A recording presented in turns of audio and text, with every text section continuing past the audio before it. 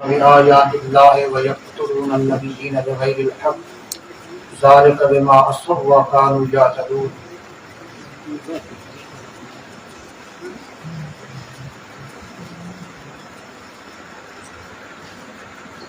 صدق الله مولانا العظيم وصدق رسوله النبي الكريم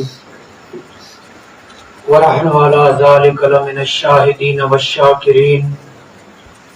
إن الله وملائكته يصلون على النبي يا أيها الذين آمنوا صلوا عليه وسلموا تسليما.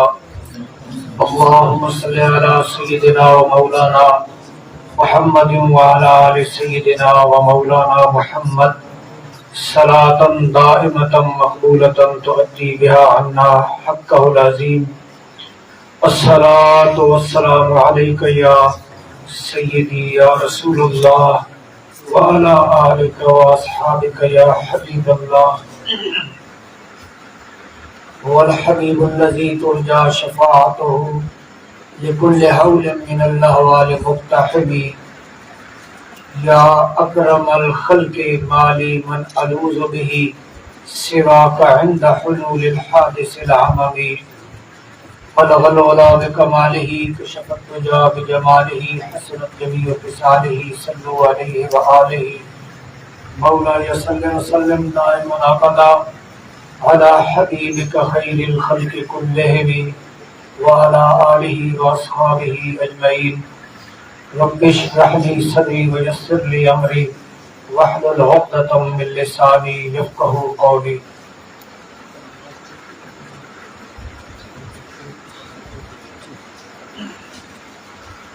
معزز سامعین،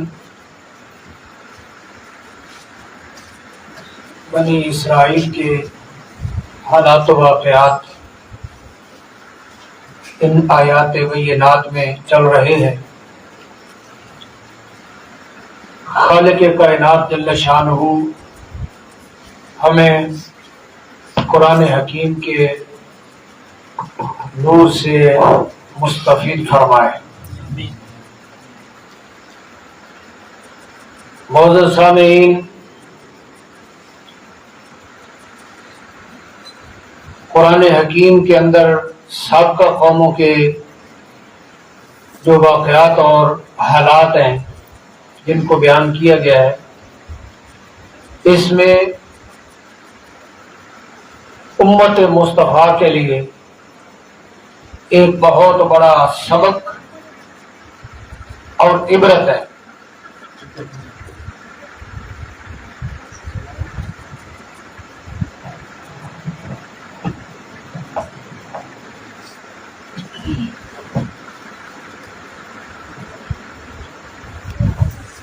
قرآن حکیم کا کوئی بھی حکم، آیت، بلکہ ہم یہ کہیں کہ کوئی اس کی زبر زیر حرکت حکمت سے خالی نہیں.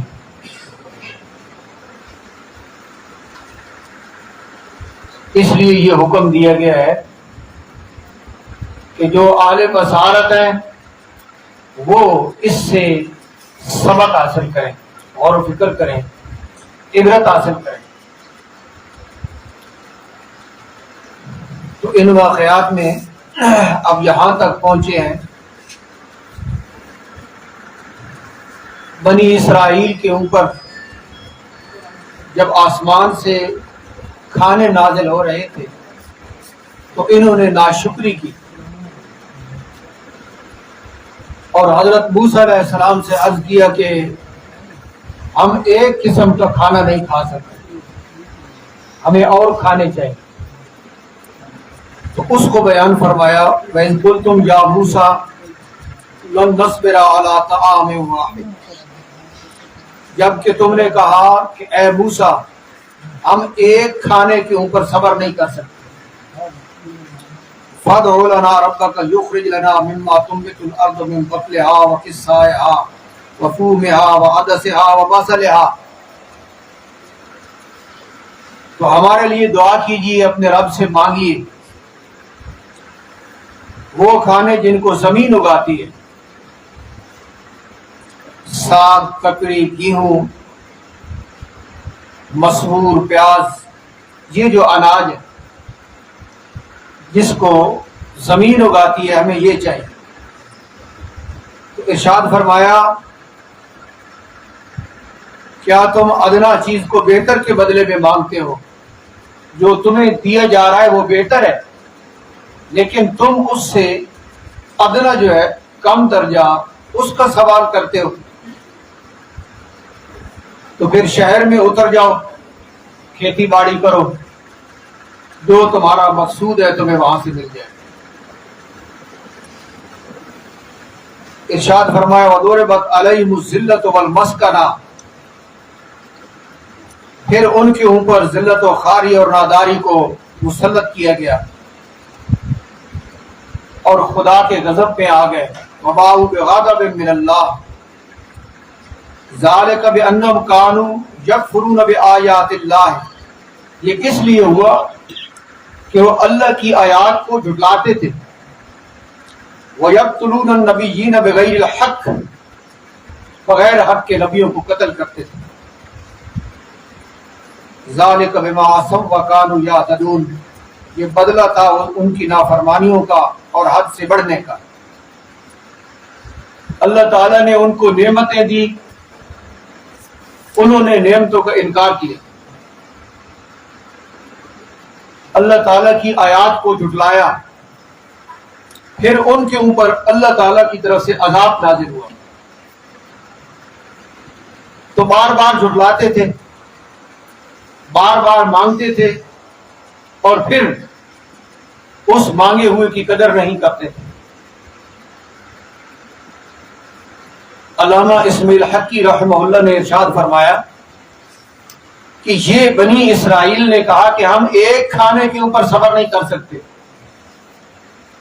हमें और मुख्तलिफ किस्म के खाने चाहिए। तो इरशाद फरमाया कि जिस तरह के इंसान का नफ्स है ना,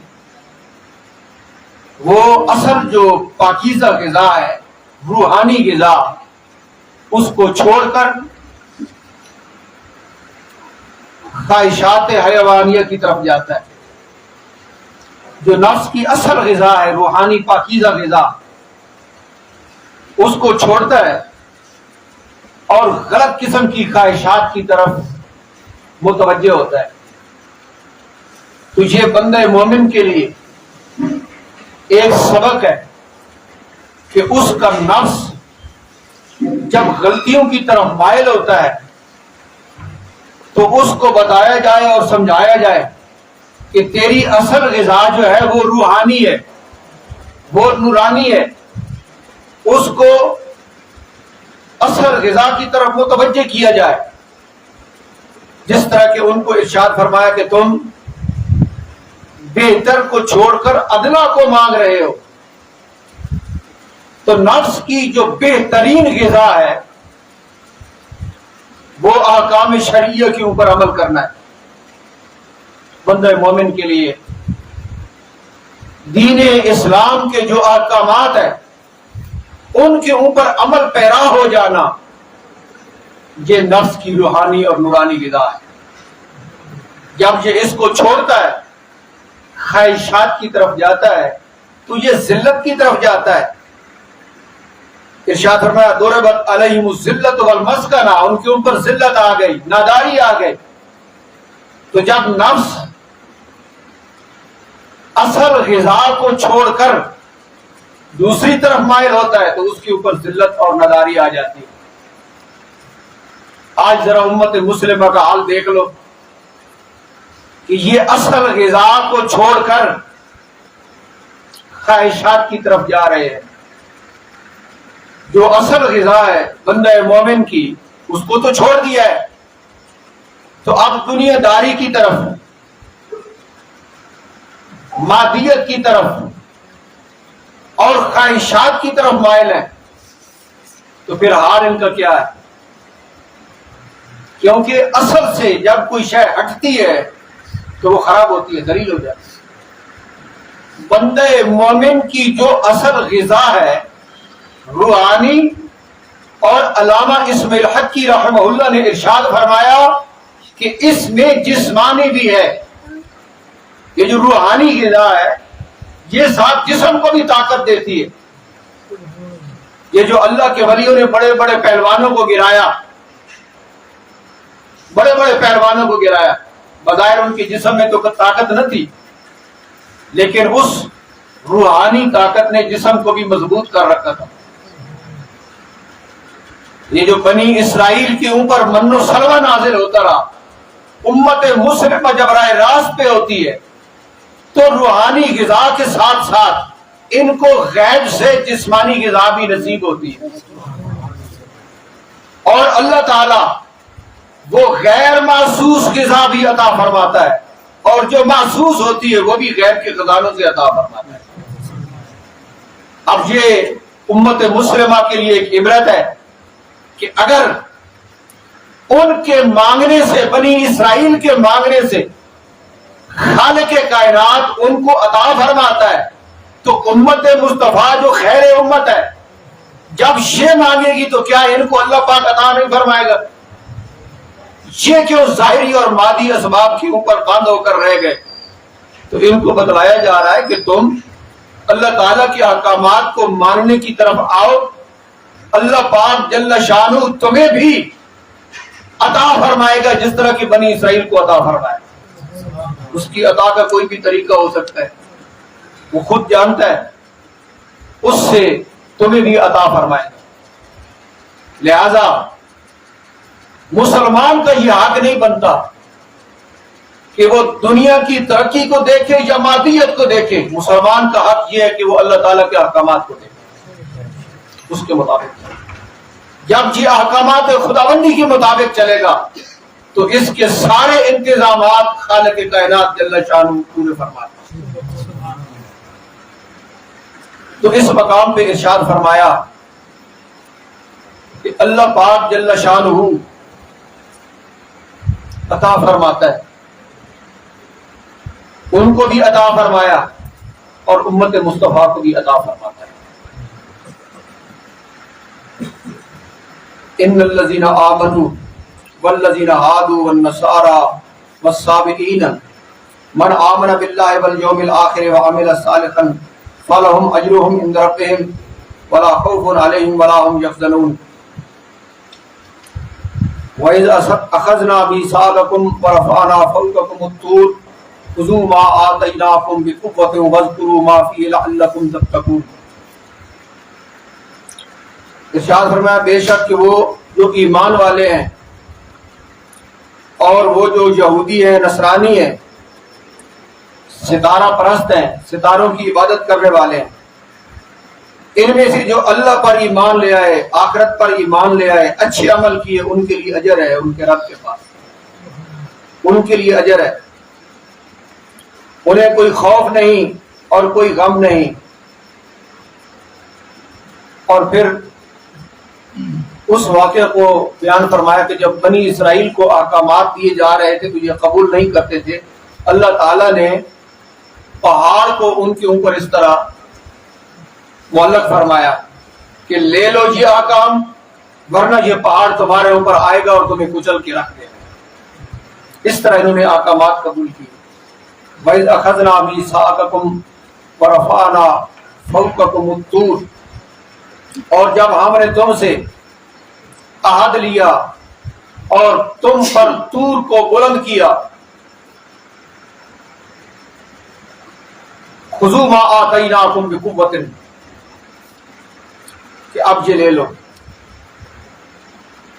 جو ہم تم کو اس قوت کے ساتھ دے رہے ہیں، اور جو کچھ اس میں ہے اسے یاد کر لو تاکہ تم پرہیزگار بن جاؤ. یہ احکامات تمہیں دیے جا رہے ہیں اور جتنے بھی احکامات ہیں ان کو تم یاد کر لو. بنی اسرائیل کو یہ احکامات یاد کر لو تاکہ تم پرہیزگار بن جاؤ. اب اس کے تحت ارشاد فرمایا کہ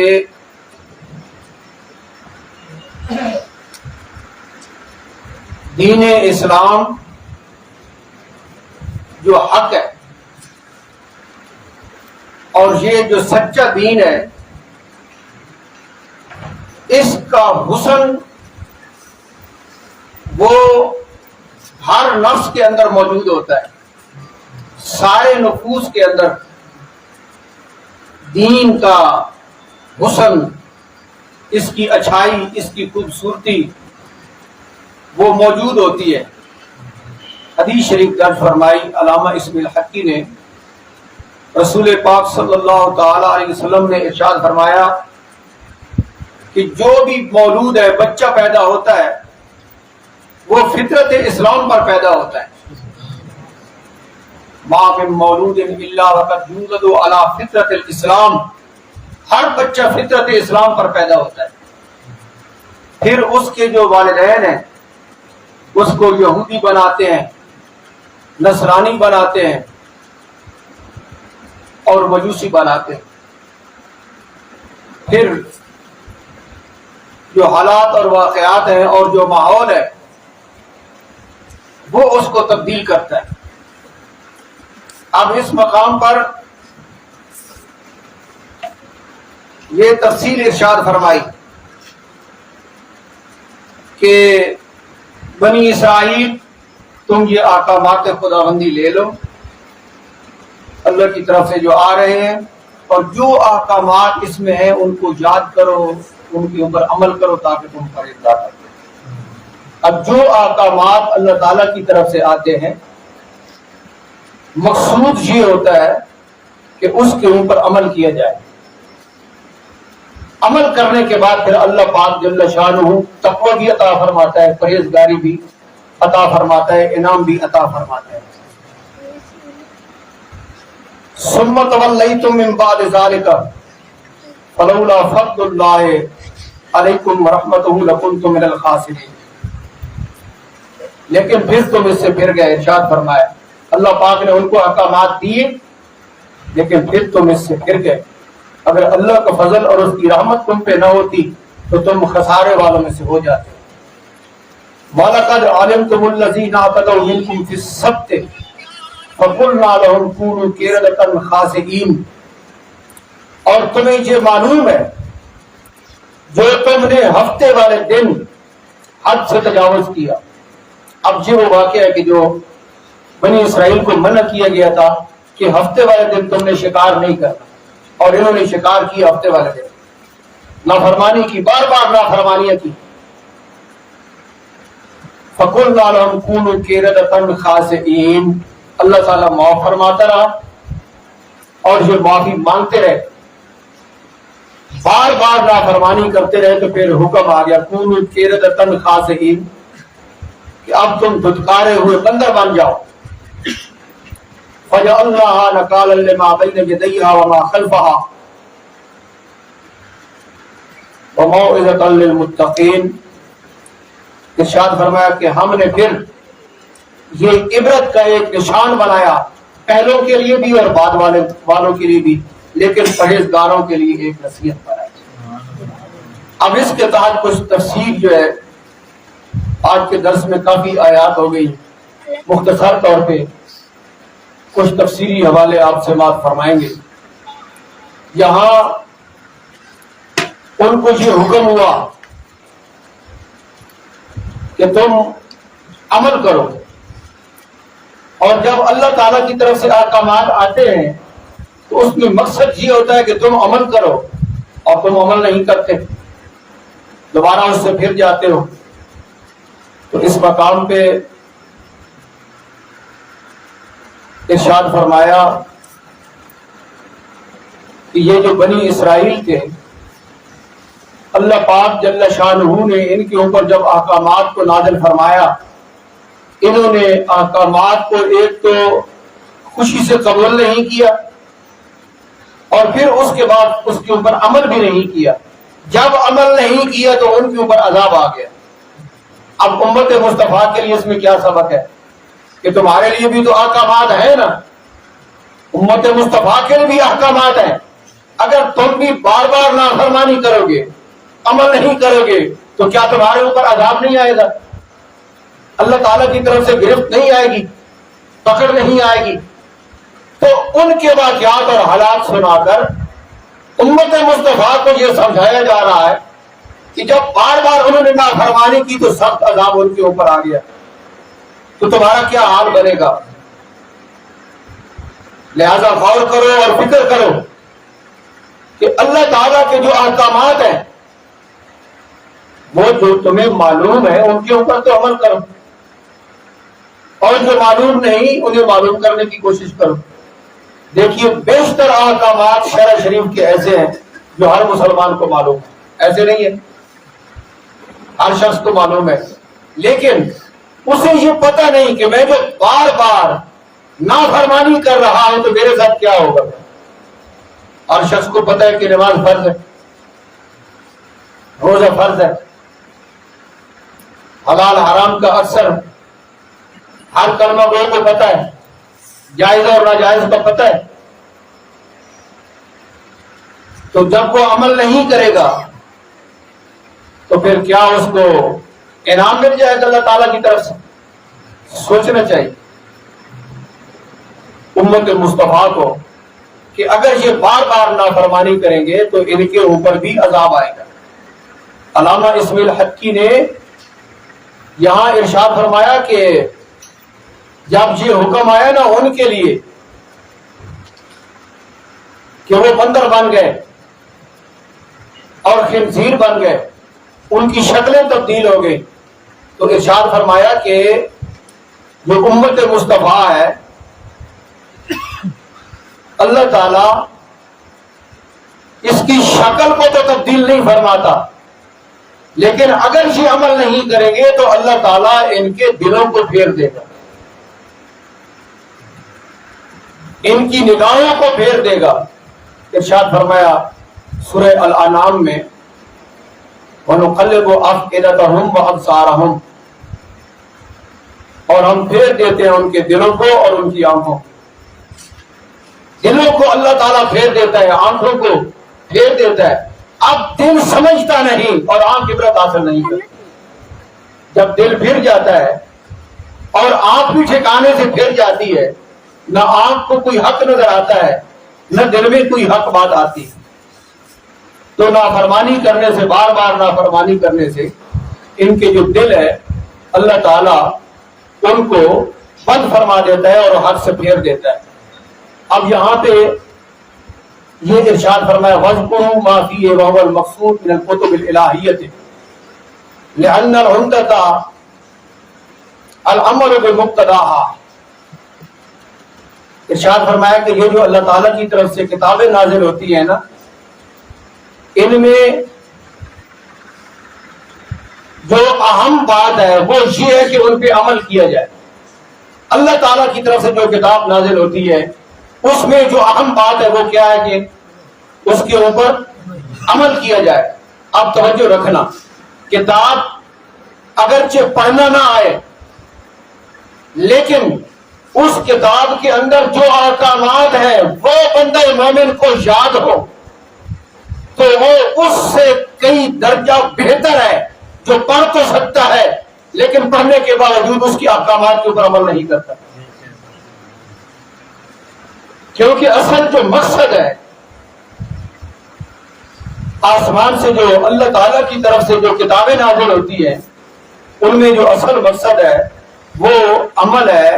ارشاد فرمایا زبان کے ساتھ تلاوت کرنا، صرف زبان کے ساتھ تلاوت کرنا مقصد نہیں ہے کہ بندہ زبان کے ساتھ تلاوت کرے اور اس کے اوپر عمل نہ کرے، تو اس سے کوئی مقصد حاصل نہیں ہوتا۔ اصل مقصد جو ہے وہ عمل ہے۔ اب اس کی ایک زبردست مثال دی علامہ اسماعیل حقی رحمہ اللہ نے۔ ارشاد فرمایا اس کی مثال یہ ہے کہ بادشاہ جو ہے نا وہ اپنا ایک منشور جو ہے لکھتا ہے اپنے عاملین میں سے کسی کی طرف۔ بادشاہ کے محتاج جو ہوتے ہیں، گورنر ہوتے ہیں، صوبے کے سردار ہوتے ہیں، کسی علاقے کے عامل ہوتے ہیں۔ بادشاہ نے اپنا خط لکھا کسی علاقے کے عامل کی طرف، خط یہ لکھا کہ تم فلاں جگہ پہ فلاں محل تعمیر کر دو، فلاں جگہ پہ فلاں محل تعمیر کر دو۔ اب یہ خط پہنچا نا اس کو، اس نے کیا کیا، کہ وہ ہر روز اٹھتا ہے صبح، کہتا ہے بادشاہ کا میری طرف ایک خط آ گیا، اس کو پڑھتا ہے، پڑھ کے پھر اس کو ادب کے ساتھ رکھ دیتا ہے ہر روز کہ یہ میرے بادشاہ کی طرف سے خط آیا، اس کو پڑھتا ہے اور رکھ دیتا ہے، لیکن اس کے اندر لکھا ہوا تھا کہ فلاں جگہ پہ تم فلاں مکان تعمیر کر دو، فلاں جگہ پہ یہ کام کر دو، فلاں جگہ پہ وہ کام اس نے نہیں کیا، لیکن پڑھتا روزانہ ہے۔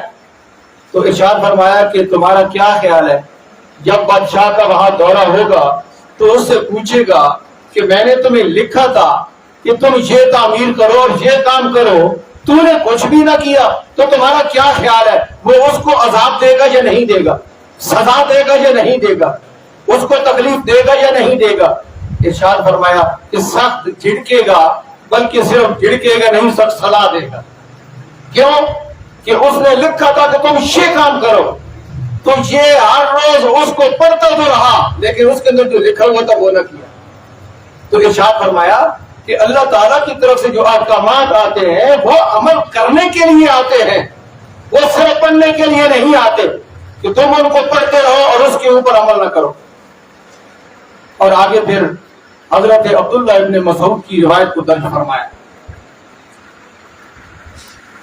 بڑا زبردست مفہوم ہے۔ آج کل قاریوں کے بڑے مقابلے ہوتے ہیں، قرات کے مقابلے نہیں ہوتے، ہم نہیں کہتے کہ نہیں ہونے چاہیے، لیکن کچھ حساب کتاب کے ساتھ کچھ علماء کو بھی سننا چاہیے کہ قاری نے جو تلاوت کی ہے اس تلاوت کے اندر کیا ہے۔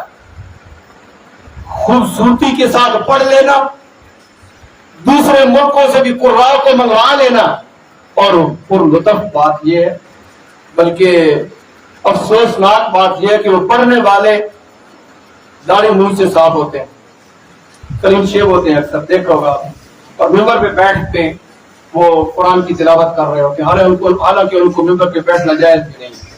ان کی جو شکل ہوتی ہے نا، اس شکل کا بندہ جو ہے نا وہ سامنے ممبر پہ اور اونچے مقام پہ، عزت والے مقام پہ آنا ہی نہیں چاہیے۔ جو ایسی صورتحال میں ہوتا ہے شریعت کے سامنے، شریعت میں تو اس کو فاسق کہتے ہیں، تو اس سے قرآن کیسے سنا جائے؟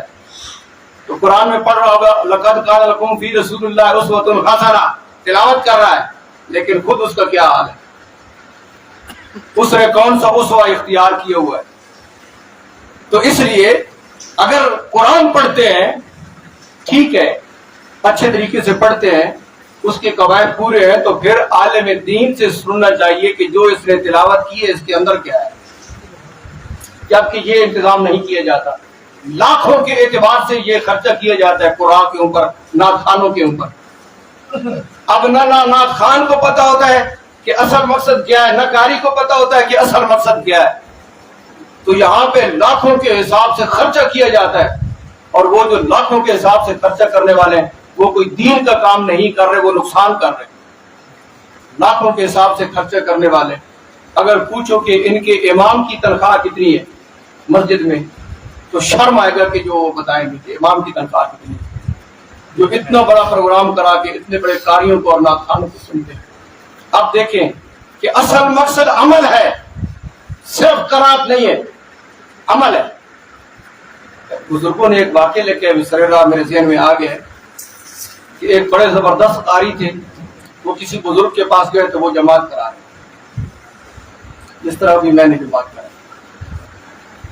تو وہ جو قاری تھے انہوں نے کہا کہ یار اس نے تو بالکل نہ صحیح نہیں پڑھا، جس طرح کہ پڑھنا چاہیے، صحیح اس نے نہیں پڑھا، وہ نماز کو توڑ کر سائڈ پہ ہو۔ بزرگ تھے، ان کو پتہ چل گیا۔ رات کو اس نے قیام کیا، غسل اس پہ لازم ہو، صبح باہر گیا تالاب کے اوپر غسل کرنے، غسل سے جب فارغ ہوا کپڑوں کی طرف آیا تو وہاں اوپر شیر بیٹھا۔ اب وہ شیر سے کیسے کپڑے لے؟ وقت بڑا گزر گیا، بزرگوں نے کہا کہ چلو کافی اس کا امتحان ہو گیا۔ بزرگ گئے، شیر کو کہا کہ جاؤ بھائی اٹھ جاؤ، اس درویش کے کپڑے دو اس کو۔ شیر چلا گیا اور اس نے کپڑے اپنے پہن لیے۔ تو فرمایا قاری صاحب تم صرف حروف کو درست کرتے رہے ہو، فقیروں نے دل کو سیدھا کیا ہوا ہے۔ تو اگر تم حروف اور کلمات کو درست کرتے ہو تو اپنے دل کو بھی درست کرنا چاہیے. اگر دل ٹیڑھا ہو اور حروف سیدھے ہوں تو پھر اس کا کیا فائدہ ہے؟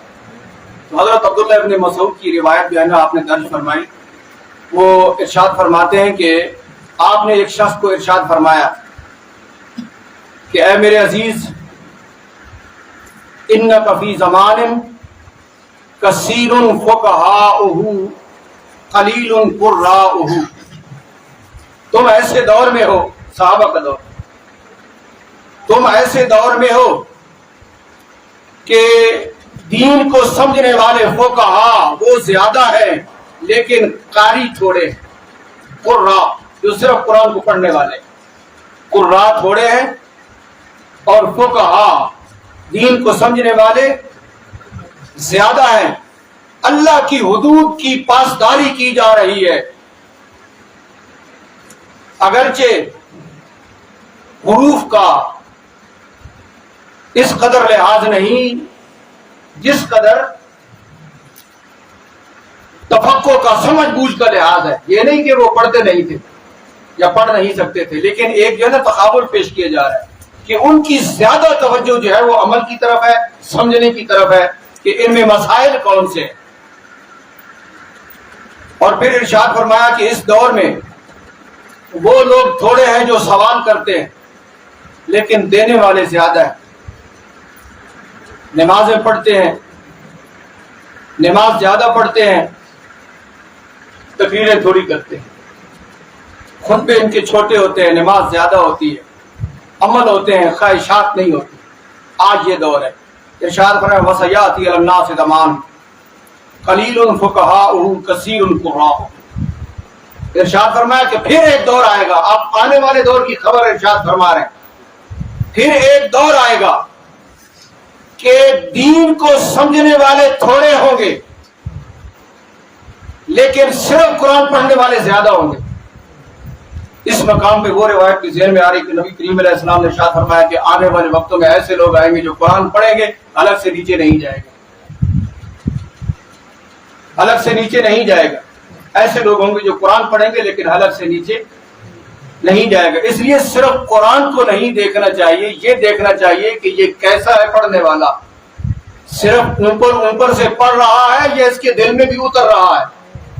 تو ارشاد فرمایا کہ آج پھر جو آنے والا دور ہوگا وہ ایسا ہوگا کہ سمجھنے والے تھوڑے ہوں گے، پڑھنے والے زیادہ ہوں گے. قرآن کے حروف کی حفاظت ہوگی لیکن احکام کی حفاظت نہیں ہوگی. حدود اللہ کی پاسداری نہیں ہوگی.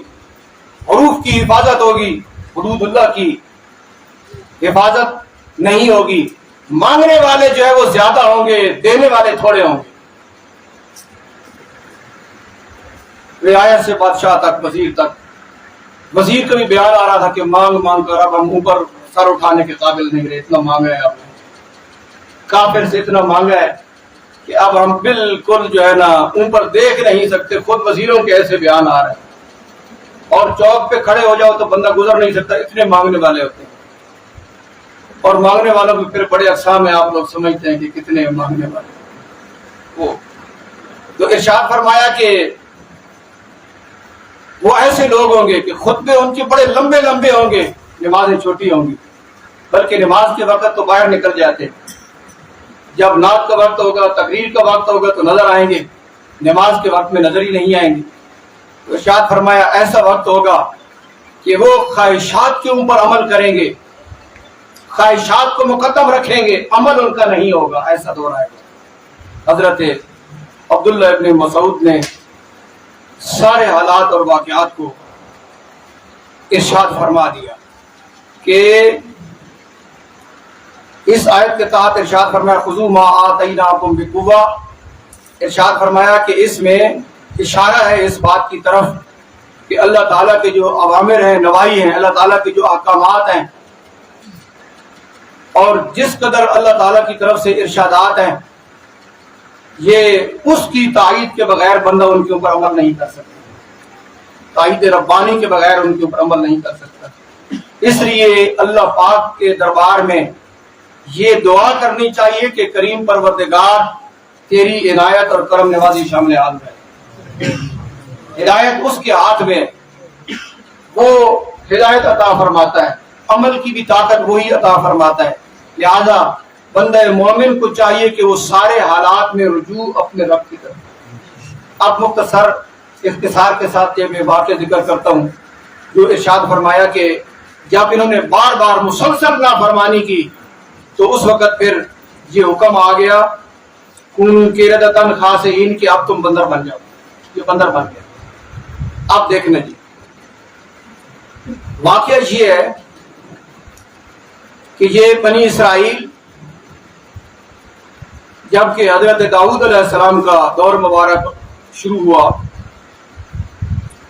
ان کو منع کر دیا گیا کہ تم نے ہفتے والے دن شکار نہیں کرنا، مچھلیوں کا ہفتے والے دن تم نے شکار نہیں کرنا۔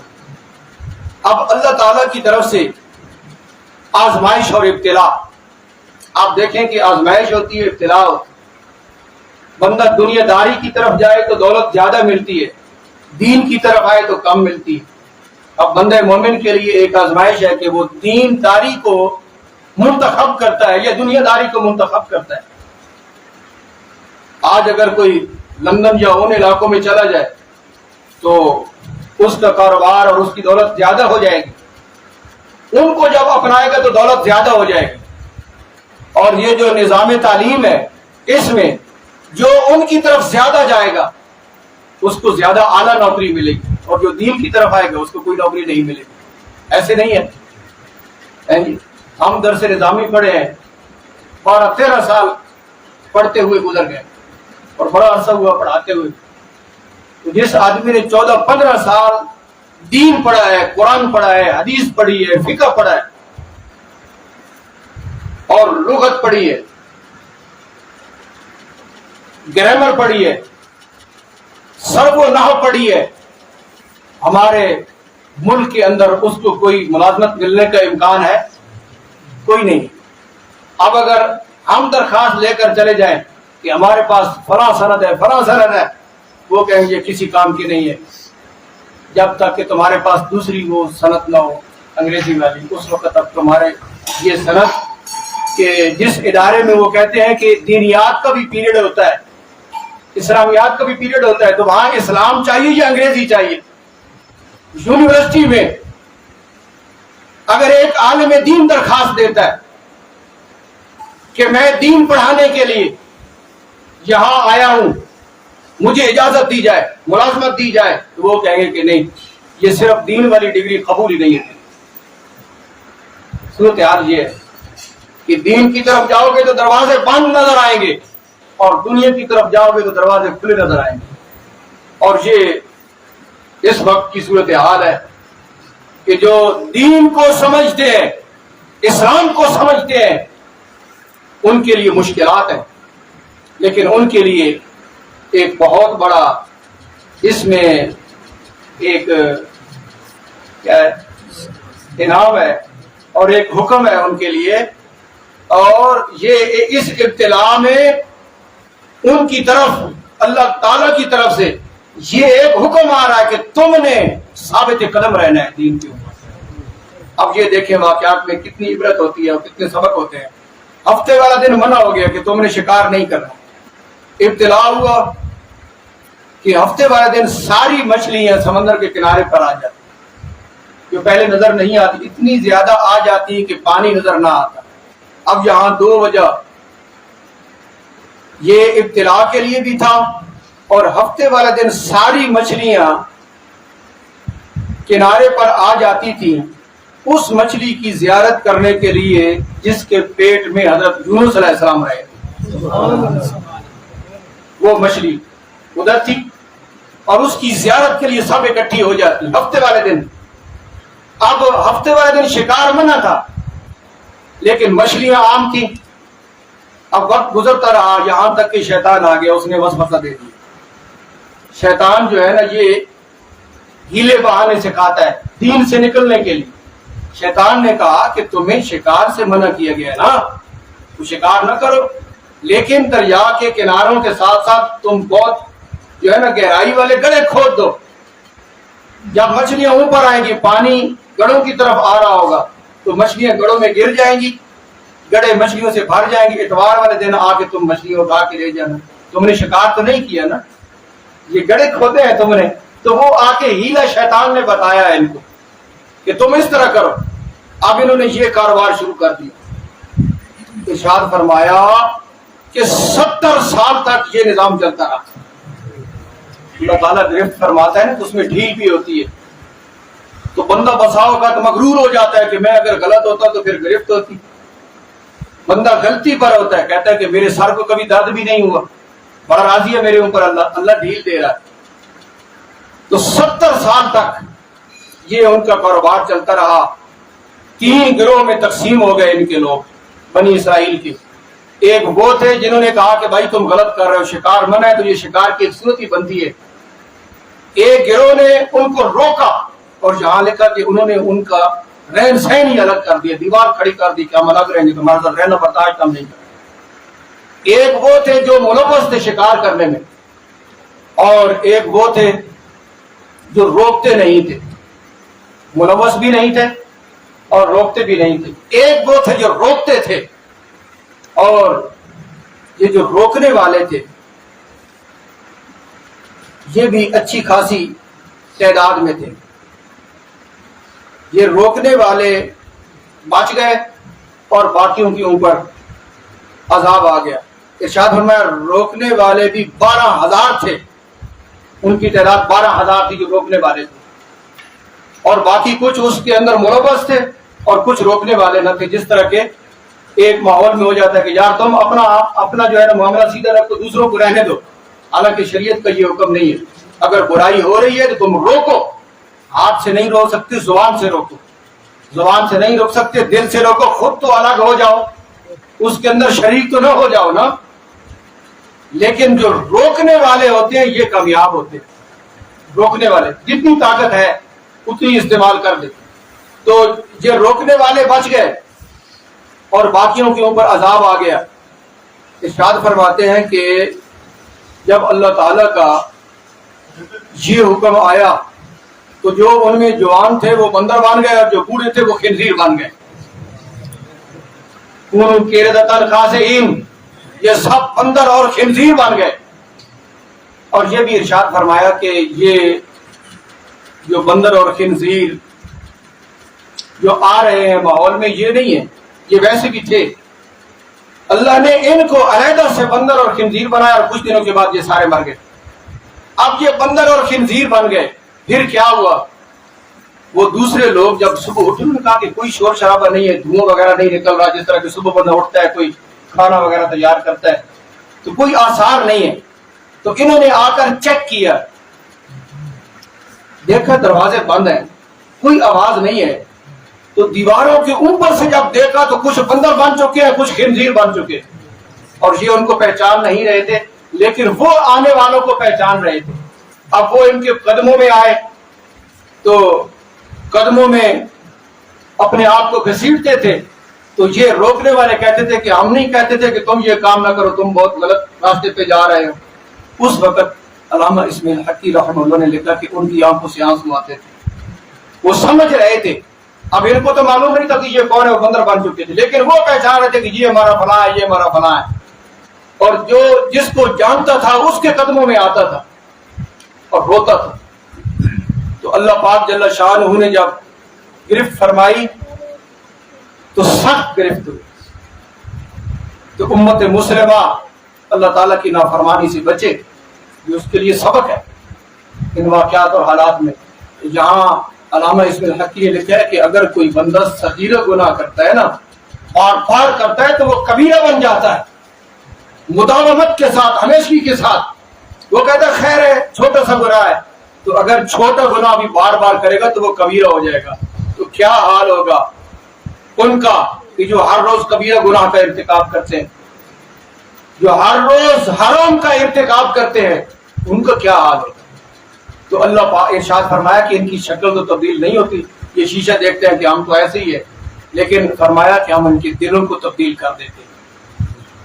اور زبردست بات لکھی کہ وہ جب خنزیر بنے نا تو وہ گندگی کھاتے تھے.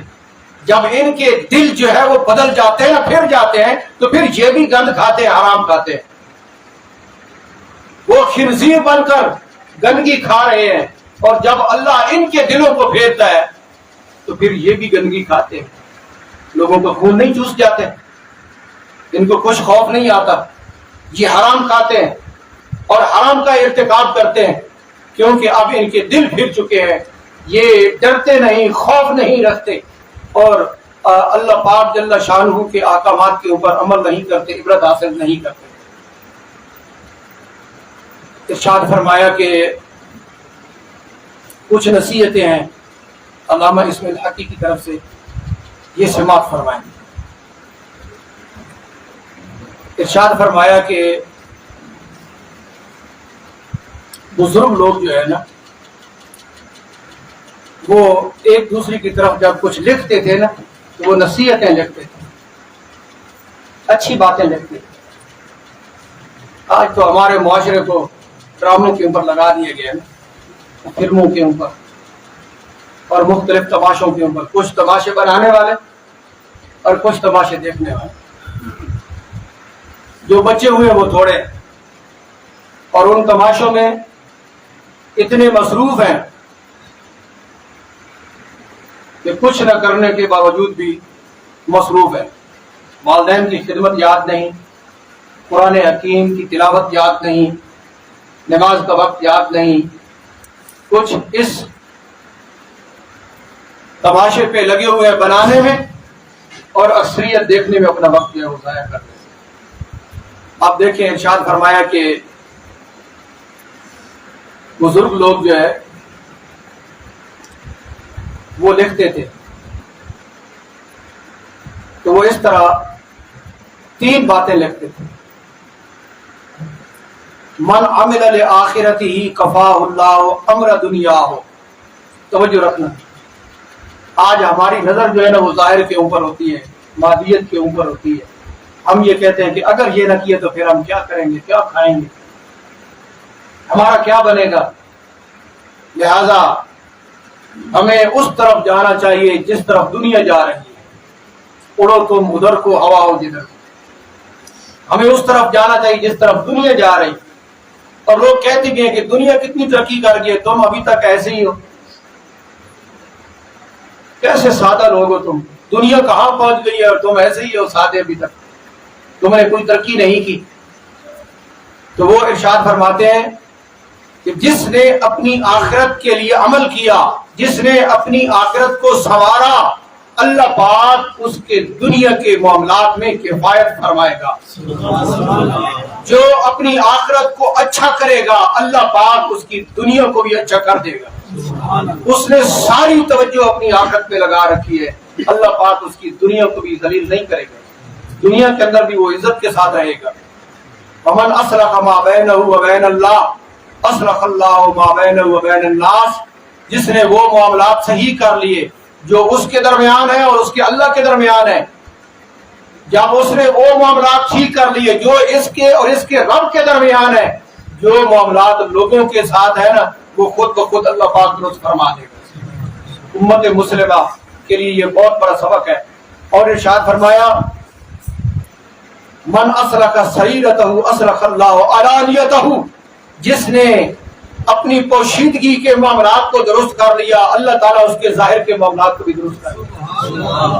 جو اندر کھانا اچھا ہے، اللہ پاک جل شانہ ظاہر ماحول میں بھی اس کو اچھا ہی ظاہر فرما دے. یہ ارشاد فرمایا. اور اس کے بعد ارشاد فرمایا، ایک بات لکھی ہے کہ اللہ تعالیٰ دعا کرنی چاہیے کہ ہمارے دلوں کو نرم رکھے، اور جب اللہ تعالیٰ کے احکامات سامنے آئے تو دل جو ہے نا اس کو قبول کرے. خدا نہ خواستہ اگر دل قبول نہیں کر رہا تو بندے کو توبہ کرنی چاہیے. یہ بات یاد رکھ لیں. مسجد میں اذان ہو اور بندہ ٹس سے مس رہا ہو، نماز کا وقت گزر جائے تو اس کا مطلب یہ ہے کہ اس کو توبہ کرنی چاہیے. اس کا دل جو ہے نا سخت ہو چکا ہے کہ اللہ کی طرف سے یہ بات آ رہی خی الصلاۃ نماز کی طرف، جبکہ کسی رشتہ دار کی طرف سے کوئی میراثی بھی آ جائے تو یہ کہتا ہے ضرور جانا ہے یار، ورنہ وہ ناراض ہو جائے گا، ضرور جانا ہے. تو اللہ کی طرف سے یہ پیغام آ رہا ہے کہ آ جاؤ میرے گھر میں عبادت کے لیے. اگر اس کی دکان اسی طرح چلتی رہتی ہے اگر اس کا دفتر اسی طرح چلتا رہتا ہے، اگر اس کے معاملات اسی طرح رہتے ہیں، تو اس کا مطلب یہ ہے کہ اس کا دل سخت ہو چکا ہے، پھر چکا ہے۔ اب یہ کیا کرے؟ کلمہ پڑھے، توبہ کرے، استغفار کرے اور اللہ پاک کی طرف رجوع کرے کہ کیا وجہ ہے یار، اذان ہو گئی اور میں ادھر مصروف ہوں، میرے اندر ایسی بات ہی پیدا نہیں ہوئی۔ تو یہ ارشاد فرمایا کہ جب دل پھر جاتے ہیں تو اس کی نشانی کیا ہے؟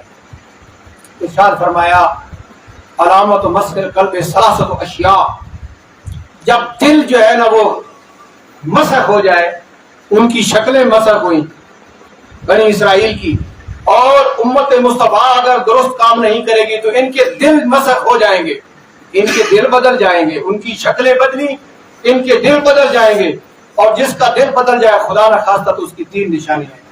ارشاد فرمایا لا یجد حلاوت الطاعہ، عبادت میں لطف محسوس نہیں کرے گا، نماز پڑھتے ہوئے سکون نہیں آئے گا، قرآن پڑھتے ہوئے سکون نہیں آئے گا، مسجد میں بیٹھتے ہوئے سکون نہیں آئے گا، تو وہ دل کے اندر حلاوت اور مٹھاس محسوس ہی نہیں کرے گا اطاعت کے کاموں میں۔ اور ارشاد فرمایا ولا یخاف من المعصیۃ، گناہ کرتے ہوئے ڈرے گا بھی نہیں، معصیت سے نہیں ڈرے گا، بے جھجک گناہ کرتا جائے گا۔ ولا یعتبر بموت احد، اور کسی کی موت سے عبرت بھی حاصل نہیں کرے گا، بلکہ ارشاد فرمایا کہ وہ دنیا میں اور زیادہ راغب ہو جائے گا، عبرت نہیں پکڑے گا کہ میں نے بھی مرنا ہے اگر یہ مر گیا تو۔ ایک یہ نصیحت ارشاد فرمائی، اور آخر میں ارشاد فرمایا کہ محمد بن علی ترمذی نے ارشاد فرمایا، ان آیات کی تفسیر کافی ارشاد فرمائی، میں نے کچھ آپ کے سامنے پڑھ دی ہے، یہ جو آخری نصیحت ہے یہ غور سے سنیں۔ ارشاد فرمایا محمد بن علی ترمذی فرماتے ہیں صراخ اربعۃ اصراف فی اربعۃ مواطن، 4 قسموں کی بہتری وہ 4 مقامات پر ہے۔ 4 قسمیں ہیں انسان کی، 4، اور ان 4 کی بہتری 4 مقامات پر ہے۔ اگر یہ 4 مقامات سے ہٹ گئے تو پھر صلاح نہیں ہوگا، فساد ہوگا۔ اصلاح معاشرے میں تب ہوگی کہ یہ چار جو اصناف ہیں، 4 قسمیں، یہ اپنی اپنی جگہ پہ ہوگی، اپنی جگہ سے ہٹ گئی تو پھر فساد ہو جائے گا۔ اب دیکھیں کیا ارشاد فرمایا، ارشاد فرمایا صلاح الصبیان فی الکتاب، بچوں کی اصلاح یہ ہے کہ وہ علم میں رہیں۔ اب اس میں کافی تفصیل ہے کہ علم سے کیا مراد ہے۔ علم سے مراد دین کا علم ہے، علم سے مراد ABC نہیں، علم سے مراد انگریزی علوم نہیں، علم سے مراد کافر کا علم نہیں، جس کو علم بھی ہم اصطلاح میں کہہ رہے ہیں، ورنہ اس کو تو علم کہنا ہی گناہ ہے۔ علم سے مراد علم دین ہے۔ اور دوسرے مقام پہ علامہ اسماعیل حقی نے درج فرمایا تھا کہ والدین کے اوپر 3 ذمہ داری ہے، 3 ذمہ داری ہیں۔ ایک یہ ہے کہ بچہ پیدا ہو تو اس کو اچھا نام رکھے، یہ نہیں کہ کوئی اچھا فنکار دیکھا اور کوئی اچھا کھلاڑی دیکھا تو اس کا نام رکھا، ڈرامے باز کا نام رکھا، نہیں، اچھا نام رکھے، محمد، عبد الرحمان، عبداللہ، اچھا نام رکھے، صحابہ کے نام رکھے، ابو بکر، عمر، عثمان، علی، طلحہ، زبیر، اچھے نام رکھے۔ یہ حق ہے والدین کا کہ اچھا نام رکھیں، جب اگلی کچھ عمر کو پہنچے تو اس کا ختنہ کریں، اور پھر اس کو قرآن کی تعلیم، ادب، اسلام کی تعلیم دے۔ یہ والدین کا حق ہے کہ 3 کام کرے، بس اس کی ذمہ داری پوری ہوگی، اور اس نے کچھ نہیں کرا۔ یہ ارشاد فرمایا، تو ارشاد فرمایا کہ بچوں کی اصلاح یہ ہے کہ وہ کتاب میں رہیں، یعنی کتاب میں کیا ہوتی ہے؟ تعلیم، تعلیم میں رہیں، اور تعلیم دین کی تعلیم ہے، قرآن کی تعلیم ہے، اسلام کی تعلیم ہے، اسلام کے دشمن کی تعلیم نہیں۔ بچے تعلیم میں رہیں، کیونکہ بچے جب تعلیم دین کی حاصل کریں گے تو دیندار ہوں گے یا نہیں ہوں گے؟ بچے جب دین پڑھیں گے بچپن سے ہی، آپ دیکھتے ہیں حدیث شریف میں ہے کہ 7 سال کی عمر سے انہیں نماز پہ لگا دو، 7 سال کی عمر میں نماز پہ لگا دو، جب 10 سال ہو جائے تو پھر سختی بھی شروع کر دو، اب اگر نہ پڑھے تو پھر تم مارو۔ لیکن ہمارا معاشرہ کوئی نماز کے لیے کہتا ہے؟ نماز کے لیے بچوں کو مارا جاتا ہے؟ نہیں، بلکہ سکول نہ جائے, ٹیوشن نہ جائے تو پھر مارا جاتا ہے اس کو. وہ سکول کا کام نہ کرے تو پھر اس کو مارا جاتا ہے. مسجد میں نہ جائے تو اس کو مارا نہیں جاتا, بلکہ مسجد میں چھوڑنے کے لیے بھی کوئی نہیں جاتا. سکول میں چھوڑنے کے لیے رکشے لگے ہوئے ہیں, گاڑیاں لگی ہوئی ہیں, لیکن اللہ ماشاء اللہ بہت کم کہ مسجد میں جائے تو ٹھیک, نہ جائے تو پھر بھی ٹھیک, کوئی بات نہیں. یہ اسلامیات اختیاری ہے, جائے تو پھر بھی ٹھیک ہے, نہ جائے تو پھر بھی ٹھیک ہے. لیکن سکول میں اگر نہ جائے تو پھر ڈنڈا سر کے اوپر ہے, جبکہ یہ ڈنڈا اس وقت ہونا چاہیے جب نماز پڑھنے کے لیے نہ جائے. اسلام کی تعلیم یہ ہے, دینیات یہ ہے کہ بچے تعلیم میں ہو. جب 10 سال کی عمر ہو, نماز کے لیے نہ اٹھے تو باپ کا ڈنڈا سر پہ ہو گئے, تو نماز کے لیے کیوں نہیں اٹھتا؟ اب خود بھی جائے, اس کو بھی گھسیٹ کر مسجد میں لے جائے. بچے تعلیم میں رہیں. اور ارشاد فرمایا سراخ الکتا فی السجن, ڈاکو لٹیرے خنڈے یہ سارے جیلوں میں ہونے چاہیے. یہاں برعکس معاملہ ہے, جو خنڈے ہیں وہ تو پھر رہے ہیں ایسے ہی, اور جو دیندار لوگ ہیں, نماز پڑھانے والے لوگ ہیں, ان کو پکڑ کے جیل میں ڈال دو. جبکہ ارشاد فرمایا خنڈے ڈاکو لٹیرے یہ جیل میں ہونے چاہیے. اللہ رسول کا نام لینے والے جیل میں نہیں ہونے چاہیے. وہ ممبر پہ ہوں, وہ مصلے پہ ہوں, وہ اپنا کام کرے, قوم کو تبلیغ کرے. تو جو خنڈے ہیں, ڈاکو ہیں, لٹیرے ہیں, وہ جیل میں ہونے چاہیے. 2 ہو گئے. وصراخ النساء فی الوجود, اور عورتوں کی اصلاح اور بہتری یہ ہے کہ وہ گھروں میں رہیں. عورتیں گھروں میں رہیں, بالکل باہر نہ جائیں, کسی مقصد کے لیے باہر نہ جائیں, عورتیں گھروں میں رہیں. وصلاح الکہول فی المساجد, اور جو بڑی عمر والے ہیں وہ اپنی عمر کا بقیہ حصہ مساجد میں گزاریں. یہ 4 قسم کے جو لوگ ہیں, ان کی بہتری یہ ہے کہ یہ ان 4 مقامات پہ رہیں.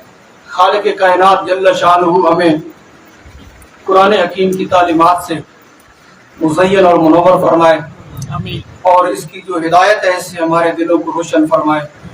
وآخر دعوانا